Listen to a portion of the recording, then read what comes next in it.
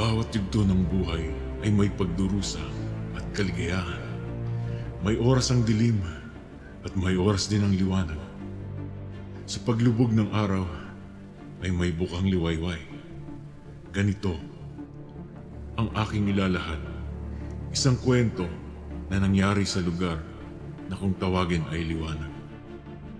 Si Irma, naglalarawan ng isang buhay ng maraming tao sa mundo na naghahanap ng pag-asa at makabuluhang buhay sa gitna ng nagdirimlang daigdig. Musmus pa ang kanyang isip ay hinubog na siya ng kanyang tiyataling sa paghasik ng huwad na kapangyarihan ng kadiliman. Kabilang siya sa sekta ng okultismo na kung tawagin ay Wiccan.